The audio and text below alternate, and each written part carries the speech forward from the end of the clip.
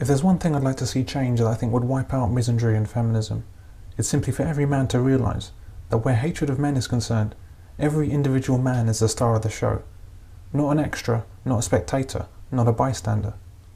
I've talked before about how men are disconnected from each other and even themselves, and is the reason why they tolerate everything about men and manhood being torn down and ground into dust, while they either assist in their own destruction or stand aside and look. Men will believe that men used to legally beat their wives with a cane. They'll believe that men used to rape their wives. They'll believe positively anything about what men used to do to women with the magical refrain of, "in the past." I just don't think I could bear to be a married woman and give up all my assets to a man who was legally allowed to beat me and rape me and whom I couldn't divorce. Men will also believe anything negative about men in the Middle East, and the Far East, and Africa, and South America, and Antarctica, and the North Pole. Anywhere that's outside of about a dozen nations which feminists have labelled less bad than elsewhere for poor, innocent women.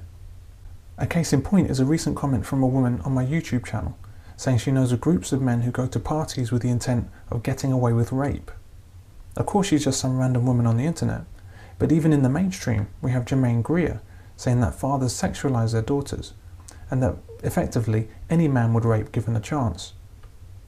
Slurs like this against men are clearly obscene, and yet they're said as frequently and casually as if these women are talking about the weather, and men accept it just as readily. That's why a few short weeks after her inexcusable abuse of men on national television, dear Jermaine was back on the air. Well, I don't accept these unwarranted slurs against men, and for a very simple reason, and the reason is I take it personally. I don't mean in an overly emotional sense, nor in the feminist sense of making the personal political. I mean in the good old-fashioned empathetic sense. I put myself in place of the other men they're maligning. I imagine that the other man they're talking about is me. When women talk of imaginary abuse suffered in the past at the hands of our brutal fathers and grandfathers, I put myself in those men's shoes. Is that what I would do? Is that what anyone I know would have done? The woman casually standing before me, waxing lyrical about what men did to women in the past, or what men do to women abroad, is talking about what I did to women in the past, and what I do to women abroad. It's not some other faceless man from some other nameless country she's talking about. She's talking about me.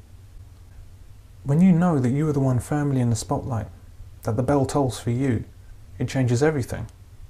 It's easy to ignore fingers pointing at someone else, and even weapons pointing at someone else, but not so easy to ignore those fingers pointing at you, and not so easy to ignore those weapons pointing at you. One of the ways it struck me was the British Airways policy of not allowing men to sit next to unaccompanied children. When I saw the story of a man suing BA over this misandric policy, I noticed that the child in question was a 12-year-old boy. I wondered if that boy was old enough to realise that in just a few years he himself would turn 18 and become a man, and then he would be subject to the very same policy. In other words, did that boy realise that the man being forced to move away from him was he himself in a few years' time? Men should understand that the anti-rape poster on the wall is directed right at you, not some other man. The man being told to move away from children is you. One of the abusers of 1 in 4 women is you. The man who might spike some women's drink is you. The women marching to take back the night march because of you. You are the danger they chant about. You are the man it's all about. Do you accept it? Are you the rapist, the wife beater, the abuser? The man who would be beating and raping the nearest woman at this very moment if it were not for the laws that tireless, strong, feminist women have fought for? That if only the law allowed it, you'd be at the hardware store right now, purchasing a cane no thicker than the width of your thumb, that you would eagerly be taking home to introduce to your wife's skull.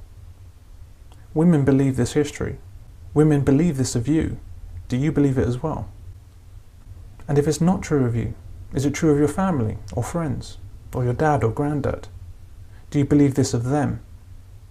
If you were born 100 years ago, or 1,000 years ago, or any other time in history these women wail about, do you think that then you'd want to beat your wife, then rape her, then beat her some more, before sitting down to eat your own children?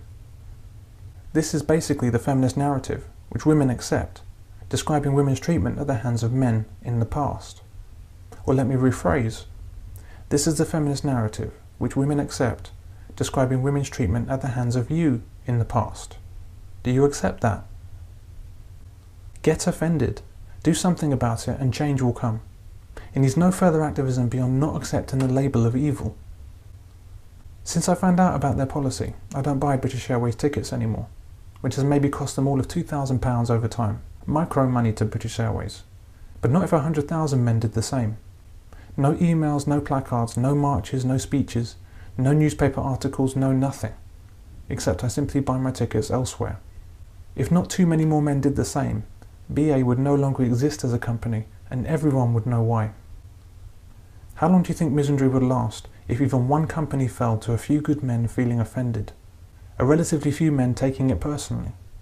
A few men who realised that the other man, 2 rows up, being told to move away from that child, was actually himself. Of course, it's the easiest solution in the world, yet it may as well be on the moon for the ability of men to reach it.